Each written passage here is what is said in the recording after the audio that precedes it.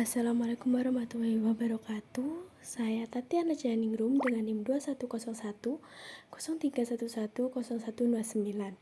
Di sini kita akan membahas tentang ketahanan nasional dan bela negara.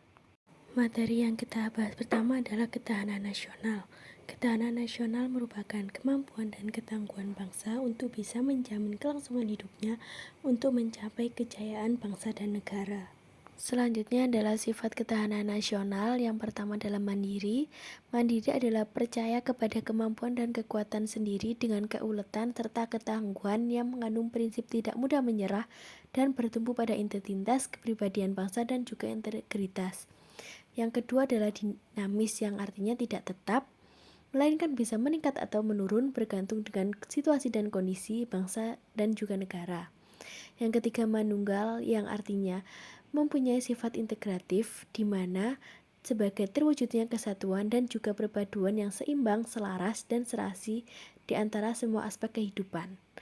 Yang keempat adalah wibawa, yang artinya sebuah hasil pandangan yang sifatnya manunggal, yaitu mewujudkan kewibawaan nasional yang nantinya akan diperuntukkan oleh pihak lain. Yang kelima konsultasi dan kerjasama, artinya tidak mengedepankan sifat konfrontatif dan antagonis, namun lebih kepada sifat konsultatif dan kerjasama serta saling menghargai dengan mengandalkan pada kekuatan moral dan kepribadian bangsa. Selanjutnya adalah ciri ketahanan nasional. Yang nomor 1 menggambarkan tentang situasi pandemi saat ini, yang bermakna memfokuskan dan bagaimana mempertahankan kelangsungan hidup pada situasi sekarang.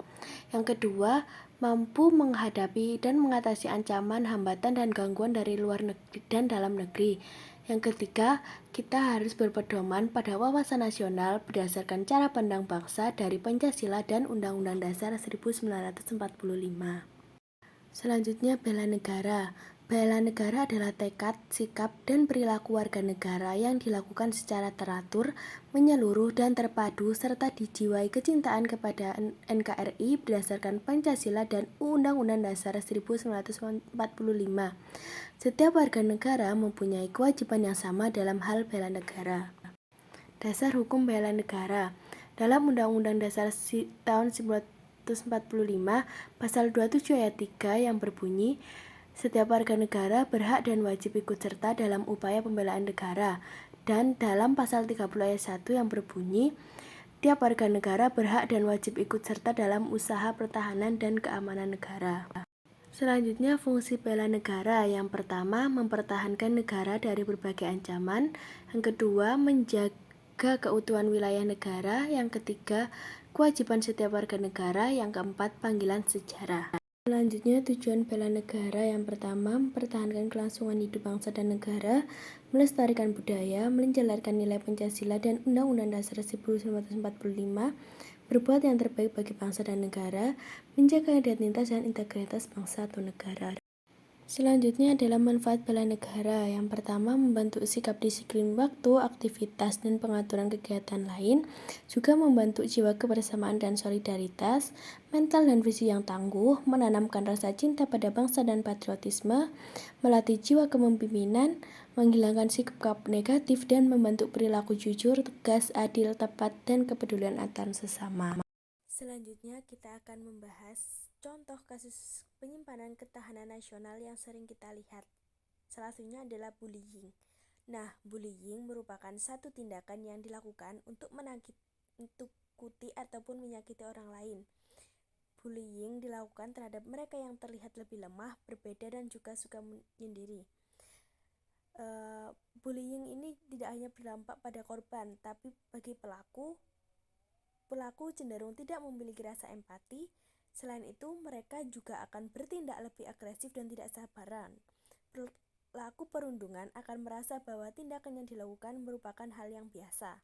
Sedangkan untuk korban bullying, yang paling berdampak adalah dalam kesehatan mental. Korban bullying bisa menjadi anak yang pemalu ataupun nakut sehingga sulit untuk melakukan interaksi sosial. Anak korban bullying umumnya mengalami perasaan marah, sedih, tidak berdaya, frustasi, kesepian, dan terisolasi dari lingkungannya sendiri.